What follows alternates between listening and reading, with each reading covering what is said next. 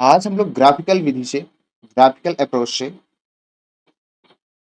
गति के समीकरण का डेरिवेशन करेंगे। तो आइए हम सीधे डेरिवेशन की ओर चलते हैं। हमारे पास है, देखिए एक फिगर है जो ये, अब यहाँ पे आप ध्यान दीजिएगा, यहाँ पे ये जो एक्स अक्ष वाली लाइन है वो समय को प्रदर्शित कर रही है, लिख रहा हूँ, यानी टी। और ये जो लाइन है ना ऊपर, ये वेग को प्रदर्शित कर रही है, वेग, वेग को प्रदर्शित करेगी ये लाइन। इसको अपन एक्स वाई कह सकते हैं, इस वाले एक्सिस को एक्स बोल दिया जा रहा है। तो एक्स अक्ष पर समय को लिया जाएगा और वाई अक्ष पर वेग, ठीक है। तो यहां से देखो, यहाँ पे इस पॉइंट पर, इस पॉइंट पर क्या होता है, 0, यहाँ पर समय भी 0 है और आपका वेग भी 0 है।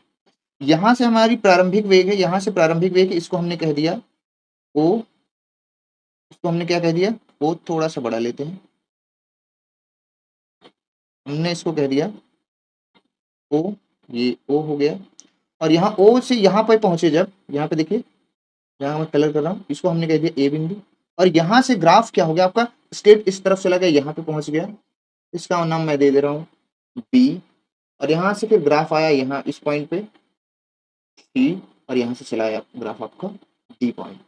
अब आप ध्यान से देखें कि ओ से, जब ग्राफ ओ से ए तक जा रहा है तो ये इसकी प्रारंभिक स्थिति है, फिर उसके बाद उसने वेग को चेंज किया है, तो ये इसका प्रारंभिक स्थिति यानी यू, यू है मीटर पर सेकंड, यानी प्रारंभिक वेग है इसका, प्रारंभिक वेग, ठीक है।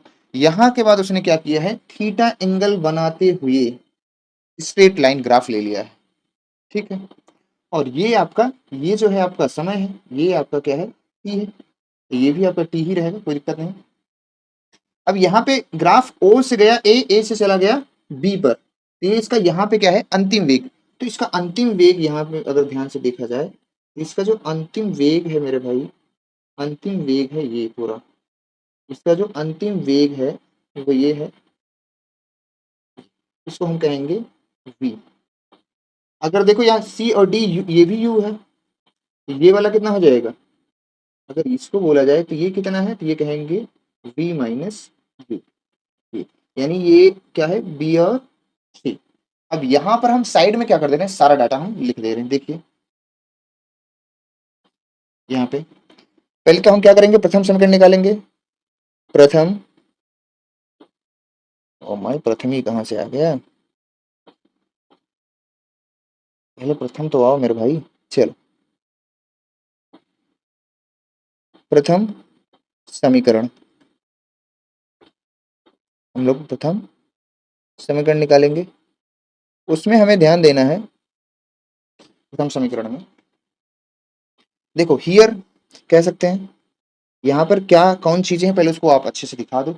अब आप देखें यहाँ पे ओ ए, ओ ए, यहाँ पे ओ ए कितना है मेरे भाई, देखो आप ओ, यहाँ पे मैं देखो, यहाँ पे मैं सफेद व्हाइट कर रहा हूँ, तो यहाँ पे ये ओ ए कितना है हमारा, ओ और ए कितना है, यू, कितना है यू। अब आप ए और बी देखें, ए और बी फिगर में देखें, ए और बी देखें, ए और बी जो हमारा निकल के आएगा, अगर हम निकालना चाहें स्लोप, ये हो जाएगा हमारा हाफ ए टी स्क्वायर। फिलहाल अभी मुझे इससे कोई मतलब नहीं है, हमारा देखो कितना है, ओ डी कितना है, ओ और डी देखें, तो ये ओ और डी जो है ना वो टाइम को प्रदर्शित कर रहा है, ओ और डी क्या है, टाइम को प्रदर्शित कर रहा है। ये ओ और डी, और या इसको हम कह दें ए और सी, ये क्या है, टाइम को प्रदर्शित कर रहा है, ठीक है। अब यहाँ पे बी सी कितना है हमारा, बी से सी तक देखो मेरे भाई, ये देखो बी और ये क्या है सी, और बी और सी का मान मैंने क्या लिख दिया है, देखो आप यहाँ पे एरो दिख रहा होगा, v minus you, v minus you, अंतिम वेग माइनस प्रारंभिक वेग, ये आ गया, ठीक है। हमें v पता चल गया। अब v कितना है हमारा, अगर पूरा देखो यहाँ से एकदम d से एकदम b तक देखा जाए तो ये क्या है हमारा, bd, bd हमारा कितना है मेरे भाई, वेग v है, ये डाटा।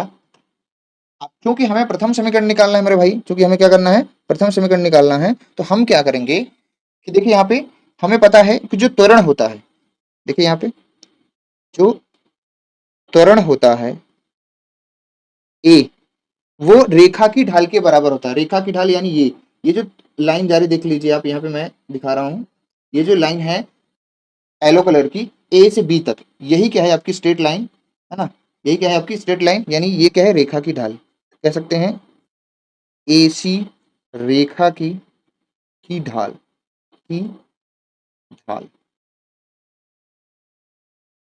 एसी रेखा की ढाल। और ढाल यानी कि ढाल को हम क्या बोलते हैं, tan थीटा। tan थीटा बराबर क्या होगा, tan थीटा बराबर, देखो यहाँ थीटा है, थीटा, थीटा के सामने वाली भुजा ये हो जाएगी लंब, ये हो जाएगी आपकी लंब, ये लंब हो जाएगी, और ये आधार हो जाएगा। आप यहाँ देखें लंब कितना है मेरे भाई, यहाँ पे देखेंगे लंब कितना है बी सी, आधार कितना है ए सी, ये तुम्हारा क्या आ गया ए। तो देखो बीसी का मान कितना है मेरे भाई, रखते जाओ, बीसी का मान ऊपर देखें, चाहे चित्र में देखें चाहे ऊपर देखें, बीसी का मान कितना है, यहाँ पे देखो टिक मार रहा हूं मैं, बीसी का मान कितना है v माइनस यू, अंतिम वेग माइनस प्रारंभिक वेग, बटे एसी, एसी का मान कितना है भाई, समय यानी टी, यानी ये वाला पॉइंट, ये हो जाएगा टी। अब इसको क्रॉस मल्टीप्लाई कर देंगे तो ये हो जाएगा ए टी बराबर v माइनस यू। अब माइनस यू को इधर करेंगे तो ये हो जाएगा v बराबर u प्लस ए टी। यही मेरे भाई क्या है गति का प्रथम समीकरण है, यही मेरे भाई क्या है गति का प्रथम समीकरण है। ठीक है, अब हम चलेंगे नेक्स्ट वाले समीकरण पे, अगले समीकरण पे चलते हैं। द्वितीय समीकरण, क्या करेंगे, द्वितीय समीकरण निकालेंगे।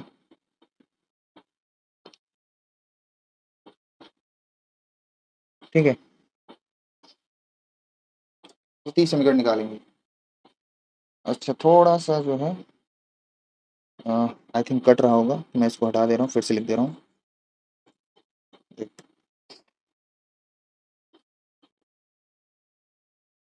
द्वितीय समीकरण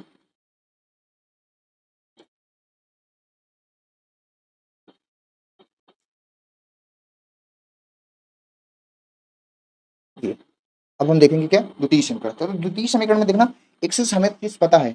अब देखो वक्र देखो, कर्व, ये जो कर्व है ना, ओ से गए ए से गए बी से सीधे चले आए डी पर, ये जो वक्र बन रहा है ना, ये किसी का क्षेत्रफल है। ये देखो, ये हम देखो ये जो चित्र, ये पूरा क्या है किसी का क्षेत्रफल है, ये पूरा क्या है पूरे का किसी का क्षेत्रफल है। तो ये क्षेत्रफल जो है समलम चतुर्भुज है, ये क्या है समलम चतुर्भुज है, और समलम चतुर्भुज का यहाँ पे हम क्या लगाएंगे, जो है क्षेत्रफल, समलम चतुर्भुज का हम क्या लगाएंगे यहाँ पे क्षेत्रफल। ठीक है, ये देखो, तो हम क्या करते हैं देखो, तो ग्राफ द्वारा यहाँ पे लिखेंगे कि ग्राफ द्वारा घिरा क्षेत्रफल, ग्राफ द्वारा घिरा क्षेत्रफल, तो ग्राफ द्वारा जो घिरा क्षेत्रफल है, अब यहाँ पे क्या है कि जो वेग समय ग्राफ है, वेग समय ग्राफ का जो क्षेत्रफल होता है वो विस्थापन को प्रदर्शित करता है। ये फैक्ट है कि वेग समय ग्राफ का जो आपका होता है क्षेत्रफल वो प्रदर्शित करता है विस्थापन को, तो हम इसको विस्थापन के बराबर लेंगे। विस्थापन, अब यहाँ पे विस्थापन हमारा है, विस्थापन हम एस ले रहे हैं, तो ये क्षेत्रफल के बराबर होगा। अब ग्राफ कितना एरिया क्षेत्रफल कितना एरिया लिया है मैंने अभी बता दिया, तो वो कितना है देखिए, आप इधर देखिए O A B D, O A B D, और ये क्या है एक समलम चतुर्भुज है, तो समलम चतुर्भुज, समलम चतुर्भुज, चतुर्भुज कितना था, ओ ए बी डी का क्षेत्रफल, ओ ए बी डी का क्षेत्रफल, और समलम चतुर्भुज का क्षेत्रफल मेरे भाई क्या होता है, अब इसको एस लिखेंगे। समलम चतुर्भुज का क्षेत्रफल होता है 1/2, ये याद रहना चाहिए आपको, 1/2 समांतर भुजाओं, समांतर भुजाओं, समांतर भुजाओं का योग गुणे उनके बीच की दूरी। अब आप यहाँ पे ध्यान से समझे, चित्र में समझे, समांतर भुजाओं का योग देखो, समांतर जो हमारे पास चित्र में देखें, समांतर भुजा हमारे पास क्या है, OA है, ये वाली जो लाइन है देखो, रेड से देखिएगा, ये जो OA और ये जो है आपकी क्या है BD, ये क्या है आपकी समांतर भुजा। इन दोनों भुजाओं को क्या करना है, हमें योग कर देना है। इन दोनों भुजाओं को क्या कर देना है, हमें योग कर देना है। आप यहाँ पे देखें आगे, तो यहाँ पे हम लिखेंगे, कलर चेंज, S बराबर क्या होगा, 1/2 है, और समांतर भुजा क्या है हमारी OA, और प्लस मैंने क्या बताया BD, और उनके बीच की दूरी भाई यहाँ पे देखें, चित्र में देखें, चित्र में देखें, उनके बीच की जो दूरी है वो क्या है आपकी, उनके बीच की दूरी क्या है, AC कह दो, ये वाली रेड से आप देखिए, AC कह दो, या फिर आप कह दो OD, ठीक है। तो ये वाली उनके बीच की क्या है, दूरी है। तो ये हो जाएगा क्या, यानी AC लिख दो, ये हो जाएगा AC। अब मेरे भाई इन सब का मान हम लोग क्या कर देंगे, भर देंगे बस। अब आप सोचो OA का मान कितना है, देखो आप आगे जाके देखो, यहाँ पे फिर से देखो, OA का मान कितना है, U है, ठीक है। फिर BD का मान कितना है, V है, यहाँ पे भरते हैं। तो OA का मान कितना है, U है, और इसका मान कितना है, V है, और AC का मान कितना है, T है, ठीक। अब यस बराबर 1/2 हो जाएगा, और यहां पर क्या है, U प्लस V का जो मान है, V का जो मान है, V यहाँ पे जो V दिख रहा है, इसका मान यहां से हम लिखते हैं U प्लस AT, गति के प्रथम समीकरण से इसका मान हम क्या करते हैं, यूज कर लेते हैं। तो यहाँ पे हो जाएगा U प्लस AT इंटू क्या हो जाएगा, T। अब यहाँ पे S बराबर क्या हो जाएगा, 1/2, ये U और ये U कितना हो जाएगा, 2U plus AT into T। अब क्या करेंगे, 1/2 से गुणा कर दो, इधर 1/2 से गुणा कर दो, उधर T से गुणा कर दो, तो ये हो जाएगा 2UT, और ये T का गुणा करेंगे इसमें, तो ये हो जाएगा AT², बटे क्या हो जाएगा, पूरे के बटे में 2। तो अलग अलग कर देंगे तो मेरे भाई क्या हो जाएगा, 2UT/2 प्लस AT² बटे 2। ये 2 से ये 2 कट जाएगा, तो हमारे पास जो आंसर आएगा हमारा, थोड़ा सा इसको हम छोटा करते हैं, थोड़ा सा, चलो ऐसा साइड में कर देते हैं, छोड़ो ये।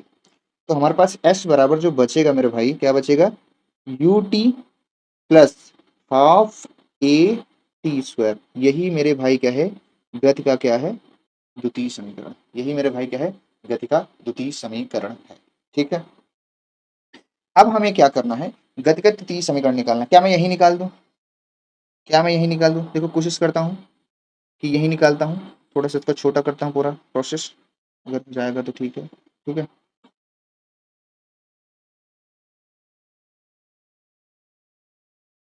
है ना, थोड़ा सा इधर करता हूँ, थोड़ा सा छोटा करता हूँ,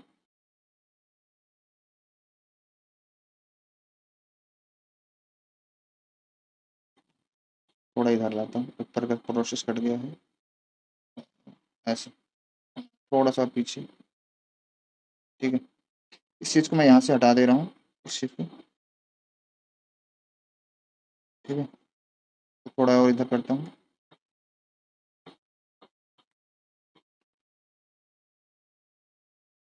अच्छा फिर से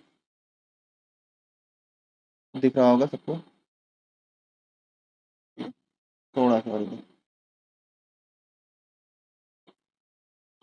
ये इतने में आ गया, ठीक है। अब यहाँ पे क्या है, हम यहाँ पे साइड में क्या करते हैं, गति का तृतीय समीकरण देख लेते हैं, क्यों लिया जा रहा है ऐसा, देखो अभी यहाँ पे साइड में,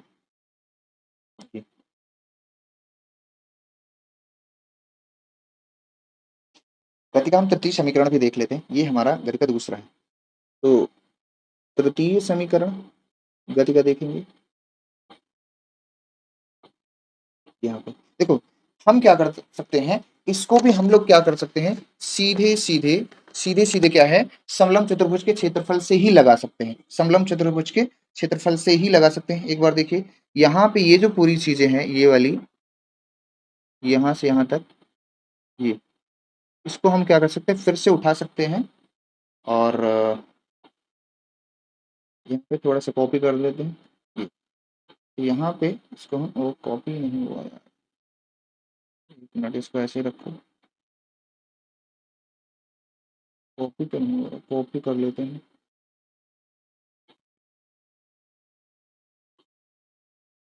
ये अपना टाइम वेस्ट कर रहे हैं, एक मिनट और,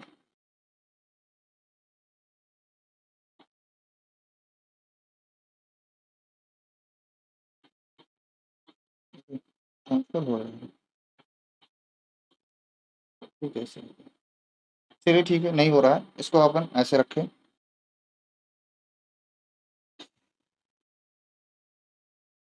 तो ऐसा पूरा सेट कर देगा, ठीक है। ये अब यहाँ पे गति का तृतीय समीकरण देखेंगे, तो गति के तृतीय समीकरण को भी हम लोग ऐसे ही कर सकते हैं। देखिए अभी सेटिंग नहीं हुआ, तो अब यहाँ पे फिर से वही चीज है, यही ये जो है ना विस्थापन समीकरण, इतना फिर से निकालना है मेरे भाई, यहां तक देखो, यहां तक देखो, यहाँ पे देखो, यहां तक हम फिर से यूज कर सकते हैं। यहाँ पे गति के तीसरे समीकरण में, यहाँ पे जैसे मैंने v का मान रखा है, वहां पर गति के समीकरण से t का मान रख दूंगा, काम हो जाएगा, ठीक है। बस थोड़ा इसे बढ़ाना है, तो इतना वाला प्रोसेस हम फिर से उठा रहे हैं यहाँ पे। तो विस्थापन जो समीकरण है हमारा, विस्थापन समीकरण S जो बराबर है, वो है समलम चतुर्भुज के क्षेत्रफल बराबर, यानी कि समलम चतुर्भुज है, मैंने देखो यहाँ पे लिख दिया है मैंने, समलम चतुर्भुज ओ ए बी डी का क्षेत्रफल, ठीक है। सीधा हम मान लिखेंगे, बस आप ध्यान दीजिएगा थोड़ा सा, क्योंकि साइड में मैंने बता रखा है। चलो क्षेत्रफल, तो हम डायरेक्ट लिख सकते हैं एस बराबर क्या होगा, देखो ये वाला, कि 1/2 समांतर भुजाओं का योग गुणे उनके बीच की दूरी, तो यही चीज यूज करना है, 1/2 समांतर भुजा आपकी ओ ए प्लस बी डी इंटू ए सी, यही चीज लेना है, यही चीज लेना है मेरे भाई, यही लेना है,